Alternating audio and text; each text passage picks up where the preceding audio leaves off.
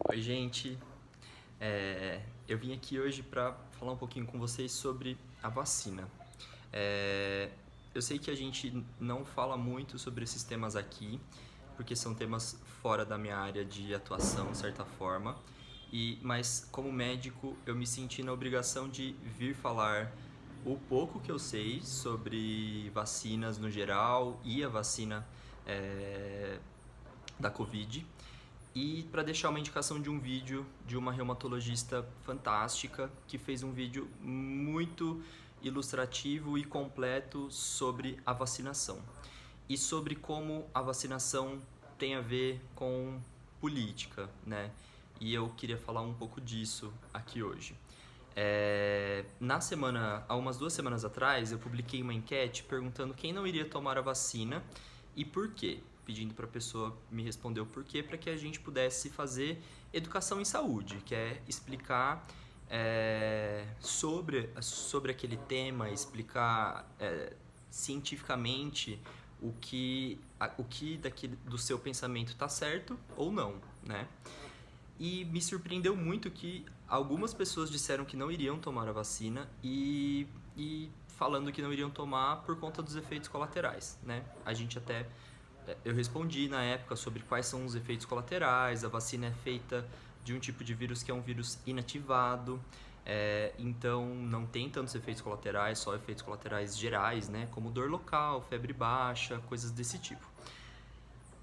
E o que acontece é que agora a gente começou com a vacinação, né? Os profissionais de saúde começaram a ser vacinados e mesmo agora a gente tem visto alguns problemas, a gente tem visto notícias de que talvez nem todo mundo vai conseguir ser vacinado agora, de que vão faltar vacinas e de qualquer forma a gente tem 200 milhões de pessoas para serem vacinadas, ou seja, a gente precisa que 400 milhões de vacinas sejam aplicadas, né?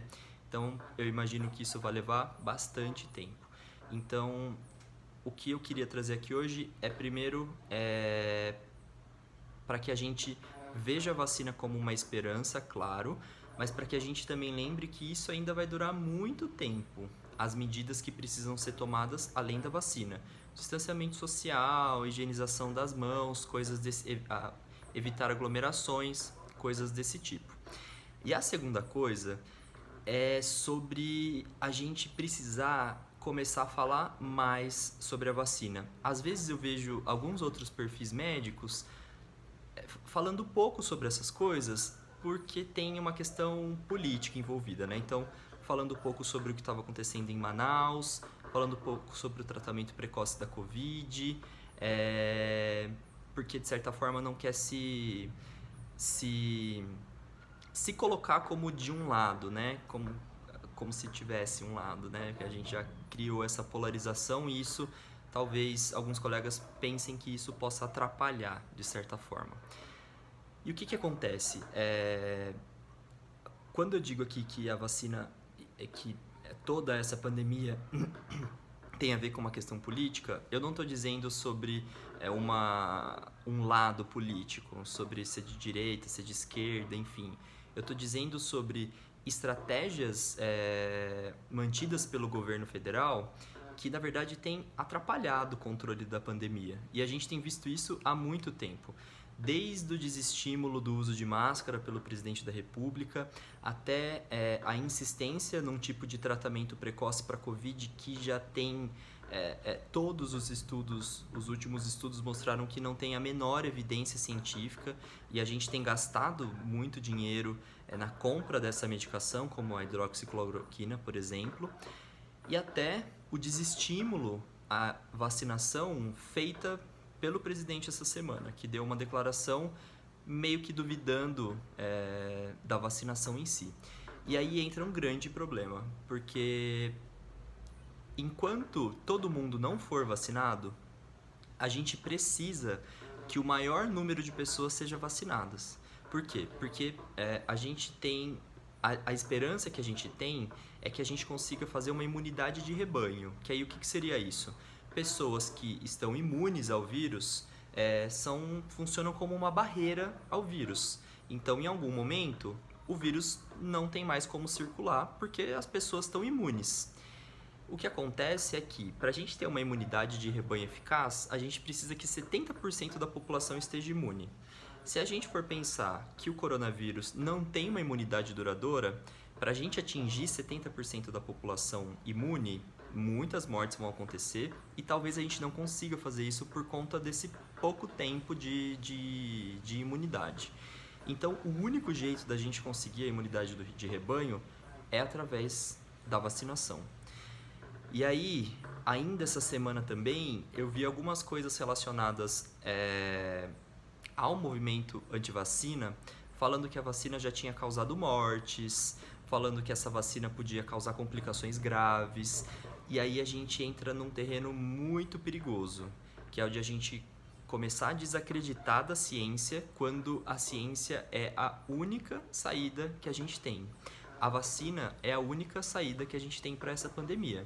Então, quanto mais a gente desestimular as pessoas a tomarem a vacina, mais longe a gente vai estar do fim disso.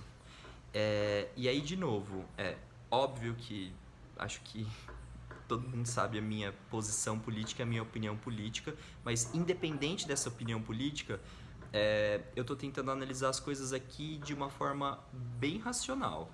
Então, o governo federal não tem conseguido manter condutas efetivas para o controle dessa pandemia.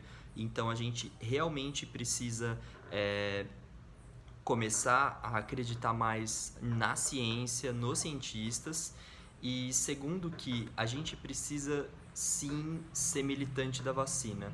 A gente precisa sim falar sobre a vacina com as pessoas e entender o porquê que essas pessoas não querem tomar a vacina e tentar, de certa forma, explicar o que, dentro daquele pensamento daquela pessoa, qual é a falha daquele pensamento, o que aquele pensamento tem de errado, e trazer isso com argumento, né, embasado cientificamente. Eu vou deixar o vídeo da Clara aqui, que tá ótimo, ela fala super bem sobre todos os detalhes da vacina, mas eu deixo em aberto para vocês. Vou deixar uma outra enquete sobre a vacina e vou deixar uma caixinha de perguntas para você responder o porquê você talvez não tomaria a vacina. E eu peço de coração que você seja muito sincero e que você abra seu coração de por que você não quer tomar vacina. E aí a gente vai tentar, de alguma forma, te mostrar o porquê você talvez devesse tomar vacina e se realmente a sua dúvida, né, o seu receio está certo, se talvez você não possa tomar vacina.